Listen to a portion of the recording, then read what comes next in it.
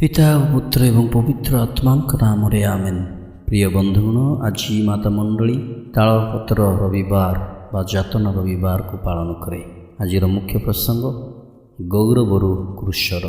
ଦୁଇ ପ୍ରକାରର ଯାହା ବିପରୀତ ଘଟଣାକୁ ଆଜିର ଉତ୍ସବରେ ଦେଖିବାକୁ ପାଇପାରିବା, ଯଥା ଆନନ୍ଦ ଉତ୍ସବ ଓ ଦୁଃଖ ଯାତନା, ଯାହା ଏକ ବାସ୍ତବତା ଜୀବନକୁ ଦର୍ଶାଏ। ପ୍ରତ୍ୟେକ ଜୀବନରେ ଦୁଃଖ ଓ ସୁଖ ଥାଏ, ସତେ ଯେପରି ଏକ ମୁଦ୍ରାର ଦୁଇଟି ପାର୍ଶ୍ୱ ଭଳି, ଯାହା ଯୀଶୁଙ୍କ ଜୀବନରେ ମଧ୍ୟ ପରିଦର୍ଶିତ ହୁଏ। ସର୍ବପ୍ରଥମେ ଜନତା ଜେରୁସାଲେମ ମନ୍ଦିର ପର୍ଯ୍ୟନ୍ତ ଯୀଶୁଙ୍କର ଗୌରବ ଗାନ କରି ତାଳପତ୍ରକୁ ହଲାଇ ଉଚ୍ଚ ଧ୍ୱନିରେ ହୋଶାନା ବୋଲି ସ୍ୱାଗତ କରନ୍ତି। ପରନ୍ତୁ ପରବର୍ତ୍ତୀ ମୁହୂର୍ତ୍ତରେ ସେହି ସମାନ ଜନତା ବୁଲି ପଡ଼ି ଉଚ୍ଚ ରବରେ କୁହାଟ ମାରି କହନ୍ତି, କ୍ରୁଶବିଦ୍ଧ କର, କ୍ରୁଶବିଦ୍ଧ କର, ତାହାଙ୍କୁ କ୍ରୁଶବିଦ୍ଧ କର। ଉକ୍ତ ଦୁଃଖାନ୍ତ ନାଟକର ଦୃଶ୍ୟରେ ଏକ ଗୁରୁତ୍ୱପୂର୍ଣ୍ଣ ସତ୍ୟତା, ଯାହାକି ମନୁଷ୍ୟର ଦୁଇମୁଖୀ ପ୍ରକୃତିକୁ ଦର୍ଶାଏ।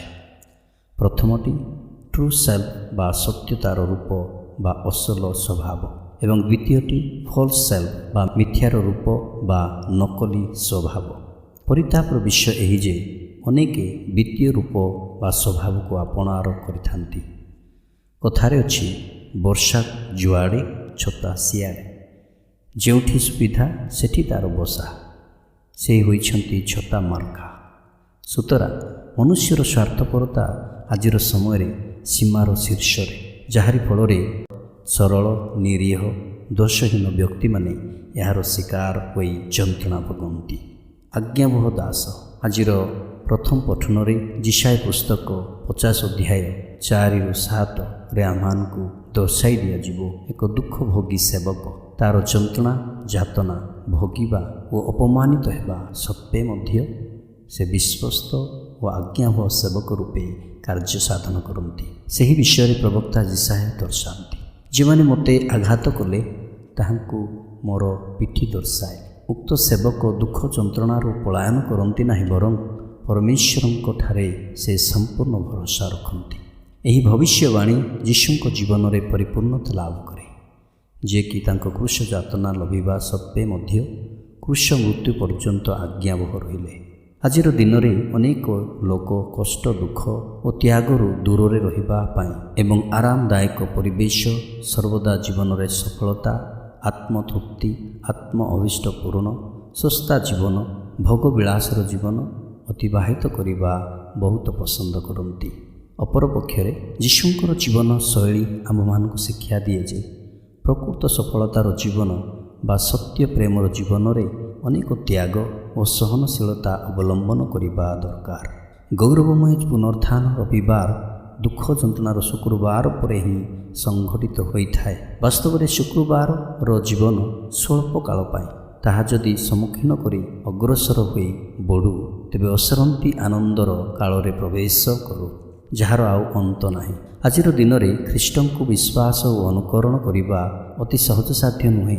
ତଥାପି ଯଦି ଆମେ ତାହା କରୁ, ତେବେ ସତ୍ୟ, ନ୍ୟାୟ, ଧର୍ମ, ନୀତି ପାଇଁ ଠିଆ ହେବା ଦରକାର ଏବଂ ଏହାର ପରିଣାମ ଭୋଗିବା ପାଇଁ ବା ସମ୍ମୁଖୀନ କରିବା ପାଇଁ ପାଖରେ ସାହସ, ଧୈର୍ଯ୍ୟ, ସହନଶୀଳତା ରହିବା ଦରକାର।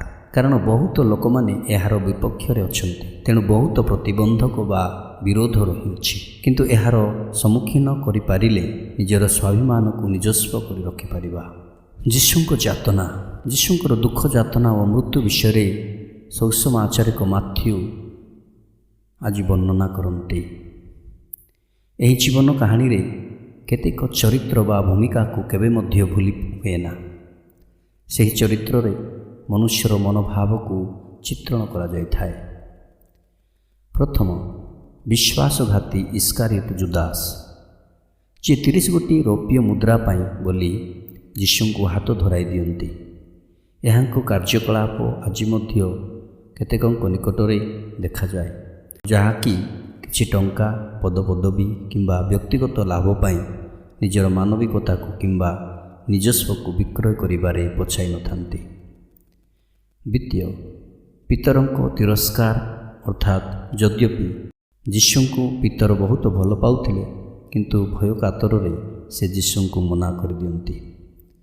ତାଙ୍କ ପଛରେ ଗମନ କରି କ'ଣ ସମସ୍ତ ଘଟୁଥିଲା ସେ ସମସ୍ତ ନିଜେ ତା'ର ସାକ୍ଷୀ ଅଟନ୍ତି ଏବଂ ଏହା ଦର୍ଶାଏ ଯେ ସେ ପ୍ରଭୁଙ୍କର ଅନୁଗମନ କରିବା ବନ୍ଦ କରିନାହାନ୍ତି। ଆଜି ମଧ୍ୟ ଅନେକ ଖ୍ରୀଷ୍ଟିଆନମାନେ ସାମୂହିକ ଭାବରେ ନିଜର ଖ୍ରୀଷ୍ଟୀୟ ପରିଚୟକୁ ଗୋପନ ରଖନ୍ତି, ଯଦ୍ୟପି ସେମାନଙ୍କ ହୃଦୟରେ ଯୀଶୁଙ୍କ ପ୍ରତି ପ୍ରେମ, ବିଶ୍ୱାସ ଓ ଭରସା ଅଛି। ଉଦାହରଣ ସ୍ୱରୂପ କେତେଜଣ ଭୟ କାତରରେ ପଡ଼ି ବ୍ୟକ୍ତିଗତ ସମସ୍ୟାକୁ ନେଇ ଏହିଭଳି ଜୀବନ କାଟିଥାନ୍ତି। ତୃତୀୟ, ପିଲାତଙ୍କ ଅନ୍ୟାୟ ବିଚାର। ପିଲାତ ଜାଣିପାରନ୍ତି ଯେ ଯୀଶୁ ନିର୍ଦ୍ଦୋଷ, କିନ୍ତୁ ଜନଗହଳିକୁ ଖୁସି କରିବାକୁ ଯାଇ ସେ ଯୀଶୁଙ୍କୁ କ୍ରୁଶବିଦ୍ଧ କରିବା ପାଇଁ ରାୟ ଦିଅନ୍ତି। ଆଜି ମଧ୍ୟ ସମାଜରେ ବହୁତ ଗୁଣରେ ଅନ୍ୟାୟ, ଦୁର୍ନୀତି, ଲାଞ୍ଚ ଓ ମିଥ୍ୟାକୁ ପ୍ରଶ୍ରୟ ଦେଇ ସମାଜରେ କଳଙ୍କ ବୋଳାଯାଇଛି। ନିଜର ଖୁସି ସହିତ ଅନ୍ୟକୁ ଖୁସି ଦେବାକୁ ଯାଇ ନିରୀହ ସରଳ ଲୋକଙ୍କୁ ବଳି ପକାଯାଇଛି। ଚତୁର୍ଥ, ଯୀଶୁଙ୍କର ଦୁଃଖ, ଯାତନା ଓ କ୍ରୁଶ ମୃତ୍ୟୁ। ଯୀଶୁଙ୍କ ବିରୁଦ୍ଧରେ ହତ୍ୟା କରିବା ପାଇଁ ଷଡ଼ଯନ୍ତ୍ର କରାଯାଏ। ନିଜର ଶିଷ୍ୟ ତାଙ୍କୁ ବିଶ୍ୱାସଘାତ କରନ୍ତି। ଅନ୍ୟାୟରେ ମୃତ୍ୟୁଦଣ୍ଡ ଦିଆଯାଏ। ଭାରି କ୍ରୁଶ ବହନ କରାଇ କାଲବାରୀ ଶିଖରକୁ ନିଆଯାଏ।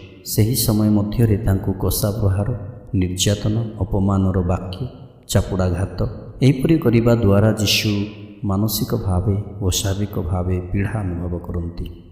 ଅଥଚ ତାଙ୍କର ମିଶନ କର୍ମ ସାଧନ କରିବାରେ କୌଣସି ବିଷୟ ପ୍ରତିବନ୍ଧକ ହୋଇପାରିନଥିଲା। ସର୍ବଶେଷରେ ସମସ୍ତଙ୍କୁ କ୍ଷମା ପ୍ରଦାନ କରି ନିଜର ଆତ୍ମା ପିତୃଶ୍ୱରଙ୍କଠାରେ ସମର୍ପଣ କରି ଦେହତ୍ୟାଗ କଲେ। ଏହା ପ୍ରମାଣିତ କରେ ଯେ ଯୀଶୁ କ୍ରୁଶରେ ମୃତ୍ୟୁବରଣ କରିବା ପର୍ଯ୍ୟନ୍ତ ବିଶ୍ୱସ୍ତ ଓ ଆଜ୍ଞାବହ ଥିଲେ। ତପସ୍ୟା କାଳ ଆମମାନଙ୍କୁ ଆମନ୍ତ୍ରଣ କରେ ଯେପରି ଯୀଶୁଙ୍କର କ୍ରୁଶ ଯାତନାକୁ ସ୍ମରଣ କରି ଆମ ଜୀବନରେ ପରିବର୍ତ୍ତନ ଆଣିବା, ପାପ ପଙ୍କରୁ ଉଠି ପୁନର୍ବାର ସେଠି ନ ପଡ଼ିବା ପାଇଁ ଚେଷ୍ଟା କରିବା, ଅନ୍ୟର ଦୁଃଖ କ୍ଲେଶ ଦେଖି ସହାନୁଭୂତି ପ୍ରକାଶ କରିବା, ସତ୍ୟ, ନ୍ୟାୟ, ଧର୍ମ ପ୍ରତି ଆସକ୍ତ ହେବା, ଅନ୍ୟକୁ ବିଚାର ନ କରି ସେମାନଙ୍କୁ ପ୍ରେମ ଓ କ୍ଷମା ଦେବା ପାଇଁ ଚେଷ୍ଟା କରିବା। ଏହି ସମସ୍ତ ଆମ ଜୀବନରେ ଦର୍ଶିତ ହେବ ଯେତେବେଳେ ଆମେ ନିଜକୁ ନମ୍ର କରିବା। ସୁତରାଂ ଖ୍ରୀଷ୍ଟ ହିଁ ଜଣେ ଅତି ନମ୍ର ବ୍ୟକ୍ତି। ତାଙ୍କର ଗୁଣକୁ ଆପଣାର କରିବା। ଖ୍ରୀଷ୍ଟଙ୍କର ନମ୍ରତା ଗୁଣ, ଯାହାକି ଆଜିର ଦ୍ୱିତୀୟ ପଠନରେ ଆଲୋକପାତ କରାଯାଏ। ପ୍ରେରିତ ପାଉଲ ଯୀଶୁଖ୍ରୀଷ୍ଟଙ୍କର ନମ୍ର ଗୁଣ ବିଷୟରେ ଆଲୋକପାତ କରନ୍ତି। ଯଦ୍ୟପି ଯୀଶୁଙ୍କ ସ୍ୱଭାବ ଐଶ୍ୱରିକ, ଅଥଚ ସେ ନିଜକୁ ସମ୍ପୂର୍ଣ୍ଣ ଭାବରେ ନତ କଲେ ଏବଂ ଏମିତିକି କ୍ରୁଶ ମୃତ୍ୟୁ ପର୍ଯ୍ୟନ୍ତ ସେ ଆଜ୍ଞାବହ ହେଲେ। ତାଙ୍କର ଏହି ନମ୍ରତା ଗୁଣ ଯୋଗୁଁ ପରମେଶ୍ୱର ତାଙ୍କୁ ଗୌରବାନ୍ୱିତ କଲେ ଏବଂ ତାଙ୍କ ନାମକୁ ସବୁ ନାମ ଠାରୁ ମହାନ ନାମ ଦେଲେ। ଏହି ଉକ୍ତିରୁ ଆମେ ଶିକ୍ଷା କରିବା ଯେ ପ୍ରକୃତ ମହାନତା ସତ୍ୟତା, ନମ୍ରତା ଓ ସେବାରୁ ଜନ୍ମିଥାଏ। ଆଜିର ଦୁନିଆରେ 99% ଲୋକ ପଦପଦବୀ, ଲୋକପ୍ରିୟତା, ମାନମର୍ଯ୍ୟାଦା ତଥା ଖ୍ୟାତି ହେବା ପାଇଁ ଚାହିଁଥାନ୍ତି, ପରନ୍ତୁ ଖ୍ରୀଷ୍ଟ ଅନ୍ୟ ଏକ ପଥ ଅବଲମ୍ବନ କରିବା ପାଇଁ ଆମମାନଙ୍କୁ ଶିକ୍ଷା ଦିଅନ୍ତି। ଗର୍ବ ବଦଳରେ ନମ୍ର, କର୍ତ୍ତୃତ୍ୱ ବଦଳରେ ସେବା ଓ ସ୍ୱାର୍ଥ ବଦଳରେ ପ୍ରେମ। ଆମ ଜୀବନ ପାଇଁ କିଛି ଶିକ୍ଷା। ତାଳପତ୍ର ପର୍ବ ଓ ଯାତନା ରବିବାର ଆମମାନଙ୍କୁ ଚ୍ୟାଲେଞ୍ଜ କରେ ଏବଂ ପ୍ରଶ୍ନ ପଚାରେ, ଯୀଶୁଙ୍କ ପ୍ରତି ଆମର ମନୋଭାବ, ସମ୍ପର୍କ, ବ୍ୟବହାର କିପରି ଅଛି? କାରଣ କେତେକ ସମୟରେ ଆମେମାନେ ଠିକ୍ ସେହି ଜନଗହଳି ଭଳି ଯୀଶୁଙ୍କୁ ପ୍ରଶଂସା କରୁ, ପୁଣି କିଛି ସମୟ ପରେ ତାଙ୍କୁ ଭୁଲିଯାଉ। କେତେକ ସମୟରେ ଯୀଶୁଙ୍କୁ ଧନ୍ୟବାଦ, ପ୍ରଶଂସା ଓ ଗୌରବ କରୁ, କିନ୍ତୁ ଆଉ କେତେକ ସମୟ ପରେ ଯୀଶୁଙ୍କୁ ନିନ୍ଦା କରିବାର ଆରମ୍ଭ କରୁ। ସୁଖ, ଶାନ୍ତି, ସମୃଦ୍ଧି ଓ ବିଳାସପୂର୍ଣ୍ଣ ସମୟରେ ପ୍ରଭୁଙ୍କୁ ଭୁଲିଯାଉ, କିନ୍ତୁ ଜୀବନରେ ଦୁଃଖ, ରୋଗବ୍ୟାଧି, ଅଭାବ, ଅନଟନ, ସମସ୍ୟା ଉପୁଜିଲେ ପରମେଶ୍ୱରଙ୍କୁ ଖୋଜି ଏହି ସମସ୍ତ ଦୂରୀଭୂତ ହେବା ପାଇଁ ପ୍ରାର୍ଥନା କରିଥାଉ। ଏହି ତପସ୍ୟା କାଳରେ ଖ୍ରୀଷ୍ଟଙ୍କ ସହିତ ପୁଣି ତାଙ୍କ ଦୁଃଖ ବେଦନାରେ ଅଂଶୀ ହୋଇ ଚାଲିବା ପାଇଁ ଆହ୍ୱାନ ପ୍ରାପ୍ତ ହୋଇଅଛୁ।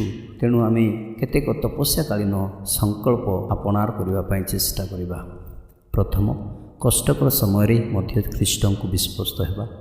ଦ୍ୱିତୀୟ, ଜୁଦାସର ଭଳି ବିଶ୍ୱାସକୁ ବିଶ୍ୱାସଘାତ କରିବା ନାହିଁ।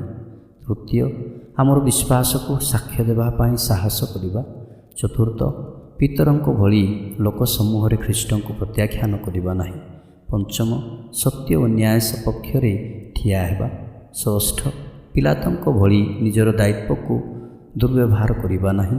ସପ୍ତମ, ନମ୍ର ଓ ସେବାର ଅଭ୍ୟାସ କରିବା। ଅଷ୍ଟମ, ଖ୍ରୀଷ୍ଟଙ୍କର ଆତ୍ମ ଉତ୍ସର୍ଗୀୟ ପ୍ରେମର ନମୁନାକୁ ମାନିନେବା। ଉପସଂହାର।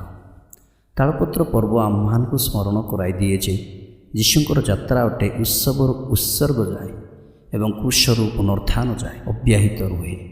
ଆଜି ଆମ ସମସ୍ତଙ୍କ ହୃଦୟକୁ ଏକ ପ୍ରଶ୍ନ ଉଙ୍କି ମାରିବା ଦରକାର ଯେ ଯୀଶୁଙ୍କର ଗୌରବମୟ ଯାତ୍ରା ପଥରେ ସହଭାଗୀ ହୋଇ ଯଥେଷ୍ଟ ଅନୁଭବ କରୁ କି ନା ତାଙ୍କର ଦୁଃଖ ଯନ୍ତ୍ରଣାରେ ମଧ୍ୟ ସହଭାଗୀ ହୋଇ ଗୌରବମୟ ପୁନରୁତ୍ଥାନରେ ଅଂଶଗ୍ରହଣ କରିବା ଦରକାର ବୋଲି ମନେକରି ତାଙ୍କ ଅନୁସରଣ କରିବା କି? ହଁ, ଯଦି ବିଶ୍ୱାସ, ନମ୍ରତା ଓ ପ୍ରେମରେ ତାଙ୍କୁ ଅନୁସରଣ କରିବା ତେବେ ଆମ ଜୀବନ ଜଗତ ପାଇଁ ଆଶା ଓ ପରିତ୍ରାଣର ଚିହ୍ନ ବା ସଂକେତ ହୋଇପାରିବ। ପ୍ରାର୍ଥନା। ହେ କ୍ଷମାଶୀଳ ପ୍ରଭୁ, ତୁମ୍ଭର ପୁତ୍ରଙ୍କ ପ୍ରେମ ଓ ଦୟା ଯୋଗୁଁ ଆମ୍ଭମାନଙ୍କର ପାପର କ୍ଷମା ଲାଭ କରିଅଛୁ। ତାଙ୍କର ଯାତନା ଯୋଗୁଁ ଆମର ପାପର ମୋଚନ ହେଲା ଏବଂ ତାଙ୍କ କ୍ରୁଶ ମୃତ୍ୟୁ ଲାଗି ଆମ୍ଭେମାନେ ଅନନ୍ତ ଜୀବନର ପ୍ରତିଶ୍ରୁତି ଲାଭ କରିଅଛୁ। ତେଣୁ ହେ ପ୍ରଭୁ, ତୁମକୁ ଧନ୍ୟବାଦ ଅର୍ପଣ କରୁଅଛୁ। ଅନୁଗ୍ରହ କର ଯେପରି ସର୍ବଦା ତୁମ୍ଭ ପୁତ୍ରଙ୍କଠାରେ ବିଶ୍ୱାସ ରଖି ବିଶ୍ୱସ୍ତ ସେବକ ଓ ସେବିକା ହୋଇ ଜୀବନ ଧାରଣ କରିପାରିବୁ। ତଥାସ୍ତୁ।